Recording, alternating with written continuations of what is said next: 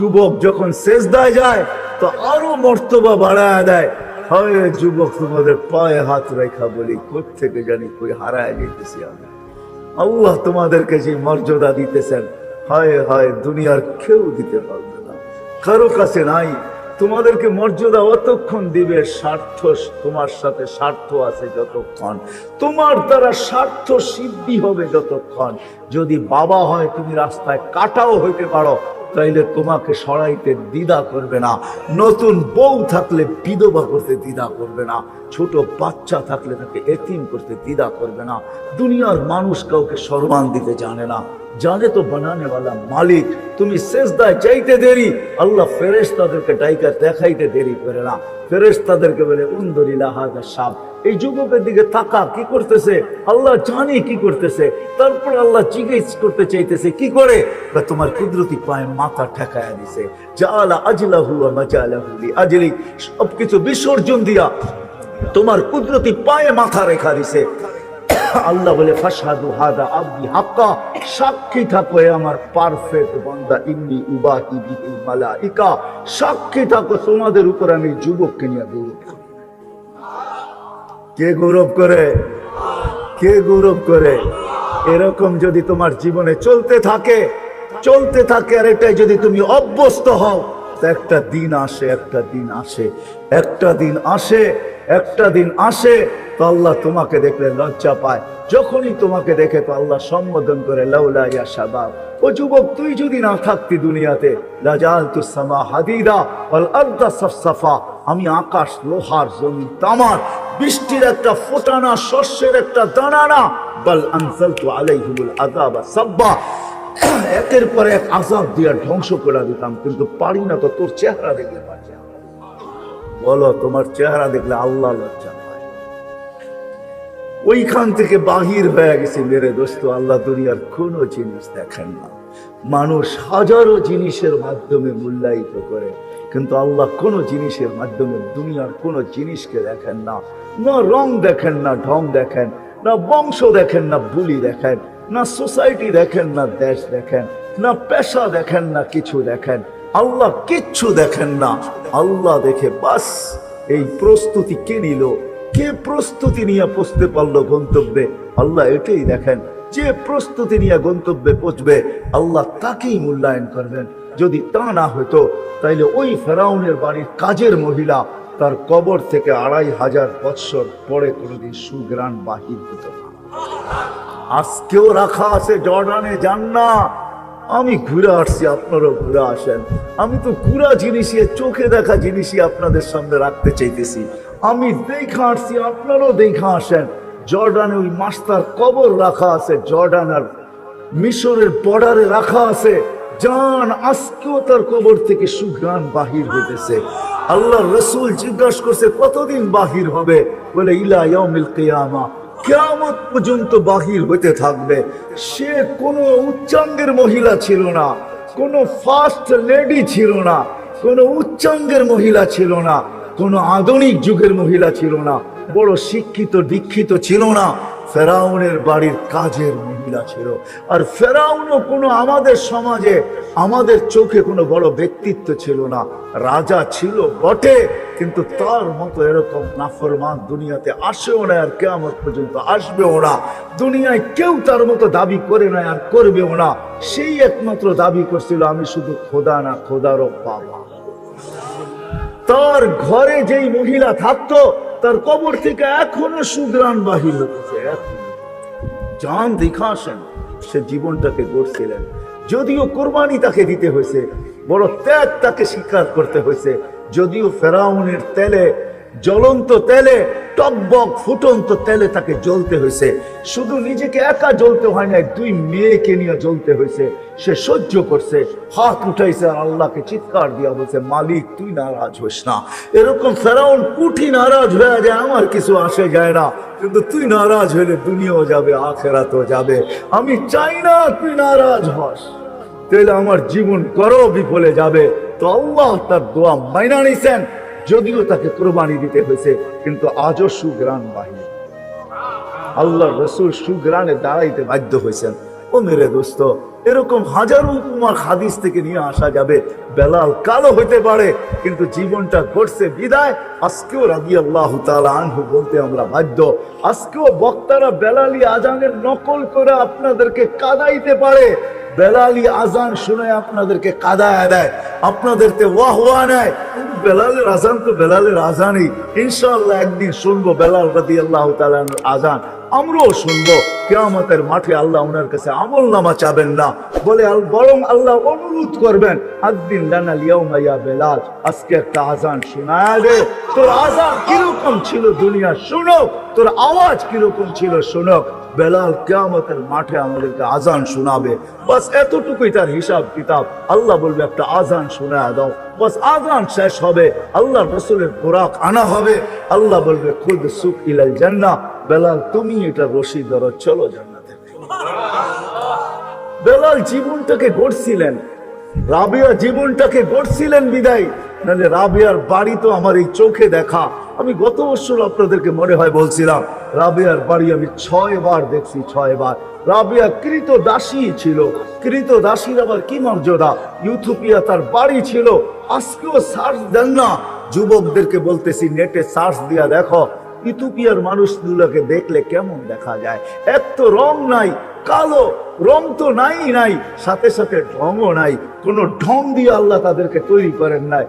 আফ্রিকার ইথিওপিয়ার মানুষগুলা, রাবিও ওইখানেরই ছিল, কৃত দাসী ছিল, কালো ছিল। 33 বছর বয়সে দুনিয়ার থেকে চলে গেছে, যাওয়ার আগেই সে বিধবা হয়ে গেছে। আজকেও 2500 বুক স্টলে চলে যান, কোন ইসলামিক বইয়ের দোকান থাকলে চলে যান, আর জিজ্ঞাসা করেন রাবিয়ার একটা জীবনী আমাকে দাও। যদিও সে বলবে রাবিয়া বসরিয়া, রাবিয়া বসরান না, আসলে ইথিওপিয়ার। সে তো ওইখানে বিক্রি হয়েছিল, ওইখানে তার জীবন কাটছে, এই জন্য বসরা নামে সে পরিচিত। আসলে তার বাড়ি বসরা না, আসলে তার বাড়ি হলো ইথিওপিয়া। ওই রাবিয়ার নামের বই কোনো ভাষায় এরকম নাই যে না লেখা হয়েছে, রাবিয়ার জীবনী না লেখা হয়েছে। আমাদের বাংলা ভাষায়ও আছে, যান আপনাদের এখানে, যান 2500-এ কোন ইসলামিক দোকান থাকলে ওইখানে আপনি রাবিয়ার জীবনী পাবেন। এই গ্রামেও 2-4টা ঘরে পাওয়া যাবে, মা বোনরা উঠে নিয়ে আসে রাবিয়ার জীবনী পড়ার জন্য। হায় হায়, রাবিয়া তো কোনো উচ্চাঙ্গের মহিলা ছিল না, কোনো আপডেট মহিলা ছিল না, কোনো শিক্ষিত মহিলা ছিল না, কোনো আমাদের মতো এরকম উচ্চমানের ঘরের মহিলা ছিল না, কিন্তু দাসী ছিল, কিন্তু জীবনটা গড়ছিলেন। বিদায় আমরা চলবো সবাই, সবাই আমরা যাত্রী। আসেন, লম্বা আর করার ইচ্ছা আমার নাই, সবাই আমরা যাত্রী, যাত্রা আমাদের চলমান। যেই কোনো মুহূর্তে এটার পরিসমাপ্তি করতে পারে। আল্লাহ জানায় দেন নাই কাউকে, মেশিন তো তৈরি হয়েছে, আমাকে আমেরিকা চিনাইতে হবে না। আমি তো গত মাসে 23 তারিখে আসছি আমেরিকা থেকে, আমাকে দুনিয়ার উন্নত বিশ্ব চিনাইতে হবে না। আমি তো চষতে চষতে কসম খোদার আমার জুতা শেষ, দাড়ি পাকায় ফেলছি, এখন আর প্লেনে উঠতে মনে চায় না। বডির ভিতরে এখন আর ওই ফিটনেস নাই, কেননা যারা প্লেনে চাকরি করে ওদেরকে বৎসরে 2 বার ফিটনেস চেক করতে হয়, বডি ফিটনেস বলে এটাকে। যেরকম গাড়ির ফিটনেস লাগে, এরকম প্লেনে যারা চাকরি করে ওদেরও ফিটনেস লাগে, বডি ফিটনেস লাগে, বডি ঠিক আছে কিনা বৎসরে 1 বার হলেও করতে হয়। আমার বডি আর এখন দুনিয়া চষতে চষতে এখন আর অনুমতি দেয় না, আমি দুনিয়া চষি। এই জন্য চষা হিসাবে বলতেছি, দুনিয়া এখন পর্যন্ত আবিষ্কার করতে পারে নাই। হ্যাঁ, আগে তো থার্মোমিটার ছিল, মুখে ঢালতে হইতো বা বগলের নিচে দিতে হইতো, তাইলে জ্বর দেখা যেত। এখন আর ওইটার দরকার হয় না, প্রত্যেক এয়ারপোর্টে লাগানো আছে, হাইফাই মার্কেটে লাগানো আছে, করোনার কারণে বহু জায়গায় লাগানো আছে, এমনকি আমেরিকার অধিকাংশ মসজিদে লাগানো আছে। মুসল্লিও জানে না, সে যাইতেছে, একজন মনিটরিং করতেছে, সে যাইতেছে, ফ্লাশ হইতেছে, তার তাপমাত্রা কতটুকু বসা বসা কামরায় দেখতেছে। যার দেখতেছে তাপমাত্রা বেশি, জ্বর, তাকে ওইখানেই থামায়া দিতেছে, থামো, তুমি ভিতরে ঢুকবে না, তোমার জ্বর আছে, হইতে পারে তা করুণও হইতে পারে, তোমার দ্বারা আরো 10 জন আক্রান্ত হইতে পারে, তাকে ওইখানেই থামায়া দেওয়া হয়। এতটুকু মেশিন পর্যন্ত এখন আবিষ্কার হয়ে গেছে যে আপনি জানবেনও না, আপনার জ্বর বহু দূর থেকে মেপা নিবে, অগোচরে মেপা নিবে। এখন আর মুখের ভিতরে ঢুকাইতে হয় না, এখন আর বগলের নিচে দিতে হয় না। দুনিয়া উন্নত হয়েছে বটে, কিন্তু কোনো মেশিন এখনো আবিষ্কার হয় নাই, কোনো অ্যাপস এখনো আসে নাই। আমাদের যুবকরা এক এক অ্যাপস নামায় নেয়। আরে বোঝো তো আমার কথা, বোঝো তো তোমরা, না বুড়ারা না বোঝো, তোমাদের তো বোঝার কথা। কোন অ্যাপস এখনো আবিষ্কার করতে পারে নাই যেটার ভিতরে আঙ্গুল দিলে বলে দিবে আমি কবে মরবো। ঠিক না? কোনো দিন আবিষ্কার হবে না। আমাদের যাত্রার পরিসমাপ্তি কখন ঘটবে? এই জন্য সূর্য ডেলি চিৎকার দিতে দিতে ওঠে, যদিও তার চিৎকার আমাদের কারো কানে আসে না। খোদার কসম সে চিৎকার দেয়, আনা ইয়াউমুন জাদীদ, আমি নতুন দিন, আলা আমালিকা শাহিদ, আমার আলোতে তুই যা করবি যুবক সব আমার কাছে রাখা আছে, সবগুলা সাক্ষী আমি নিজে দিব। তুই ভাবতেছিস মেমোরি কার্ড তোর কাছেই আছে? না না না, আল্লাহ আমার রশির ভিতরে মেমোরি কার্ড ঢুকায়া দিছে, আমার কাছেও মেমোরি আছে। আমার আলোতে যে করবে ওটা আমি সাক্ষী বহন করব। ফাগতানিম, সুবর্ণ সুযোগ মনে করলেন, আউতি হায়াতিকা আবাদা, আর কোনোদিন আমি তোর জীবনে উঠতে নাও পারি। প্রতিদিন সূর্য চিৎকার দিতে দিতে ওঠে। ও মেরে দোস্ত, মেশিন যদি আবিষ্কার হইতো তাহলে এখনই আপনাদেরকে লাগায় শোনায় দিতাম। না না, লাগায় শোনানো যাবে না। আপনি এখানে বসে আছেন, প্রতিদিন 70 বার কেন একাধ আরো বেশি মানুষ হাঁটতে থাকে, জমিন চিৎকার দিতে থাকে, ইবনা আদম তামশি আলা যাহরি মাসিরুকা ফি বাতনি, ও মানুষ আমার জমিনের উপর পিঠের উপরে তুমি চলমান, অতি সত্বর তুমি আমার পেটে আসবে। তুমি আমার পিঠে বিরাজমান, অতি সত্বর তুমি আমার পেটে আসবে। আমার পিঠে তুমি আধিপত্যের অধিকারী, অতি সত্বর তুমি আমার পেটে আসবে। এমনকি যখন হাসি দেয় তখন পর্যন্ত বলে, তাদহাকু আলা যাহরি, তুমি হাসতেছো আমার পিঠে, সাতাবকি ফি বাতনি, হতে পারে তুমি আমার পেটের ভিতরে কাঁদবে। হয় হয়, যখন আমরা রং তামাশা করি, রং তামাশা বোঝেন? আরে বোঝেন, বিয়ে শাদী এটা সেটা প্রোগ্রাম হয় না? বুড়ারা পর্যন্ত বলে একটু কি সে, বাচ্চারা তো বিয়ের শাদীতে একটু করবেই, ঠিক না? আচ্ছা, আপনারা জায়েজ বানাইছেন, জায়েজ বানান, তাতে কোনো আমার আপত্তি নাই, কিন্তু জমিন কি বলে এটা আমি শুনাইতে চাইতেছি। যখন রং তামাশা করে তো নিচের মাটি বলতে থাকে, তাসুররুকাল আলওয়ান ওয়ালা যাহরি, তুমি রং তামাশা করতেছো আমার পেটে, তাই না? তাকুলুকা দুধু ফি বাতনি, কিরা মাকড় তোমার আমার পেটে খাবে। যখন মানুষ খুশিতে আত্মহারা হয় তখন নিচের মাটিটা বলতে থাকে, আতাসুররু আলা যাহরি, তুমি খুশিতে আত্মহারা, সাতাহসানু ফি বাতনি, তুমি দুঃখের সমুদ্রে আমার পেটে ডুবতেও পারো। আবার এমনও লোক আছে যারা জমিনের উপর দিয়ে হাঁটে আর মাটি বলতে থাকে, মাতা মাসিরুকা ইলা বাতনি, তুমি আমার পেটে কবে আসবে? তো সে নিজেই জবাব দেয়, জানো কেন বলি? আমি তোমাকে আপ্যায়ন করবো, আপ্যায়ন। তারই লাশটা যখন কবরের পাশে যায় তো কবর চিৎকার দিয়া বলে, বলছি না তোমাকে আপ্যায়ন করব, তুমি চলে আসছো তাই না? তো বলছে, তোমাকে রাখতে দেরি, ইদান উহাব্বিলু লাকা বাতনি খাযরা, তোমাকে রাখতে দেরি, আমার পেট তোমার জন্য সবুজ শ্যামল হতে দেরি হবে না। এমনও লোক আছে। হয় আমি কেমনে বুঝাবো আপনাদেরকে? এমনকি কুকুর পর্যন্ত আমাদেরকে সতর্ক করতে থাকে। বাড়ির কুকুরটা পর্যন্ত মাঝে মাঝে আমাদেরকে দেখা অট্ট হাসি দেয়, কুকুরও আমাদেরকে সতর্ক করে। বাইজিদ বুস্তামি রহমতুল্লাহ আলাইহি নিজে লেখছেন, উনি নিজে বলছেন, কুকুর যখন ঘেউ ঘেউ করতে থাকে, শুধু ঘেউ ঘেউ করতে থাকে না, কুকুর অপরিচিত মানুষকে দেখলেই ঘেউ ঘেউ করে, যাকে 2-4-5 বার দেখা ফেলছে, যাকে 2-4-10 বার সতর্ক করা হয়েছে, আর তাকে দেখলে কোনো আওয়াজ করে না, লেজকে গুটায়া দেয়। তখন মনে মনে বলতে থাকে, তোকে বহু সতর্ক করছি, আর প্রয়োজন মনে করি না। কিন্তু নতুন কাউকে দেখলেই সে আওয়াজ করা শুরু করে। আসলে সে আওয়াজ করে না, সে বলে, ইবনা আদম আনকিদ নাফসাকা মিন গাযাবিল জাব্বার, ও মানুষ, তোকে আল্লাহর গজব থেকে বাঁচা না, লিআন্নাকা উকুদুন নার, কেননা তুই যদি না বাঁচাইতে পারলি তো জাহান্নামের ইন্ধন তুই হবি।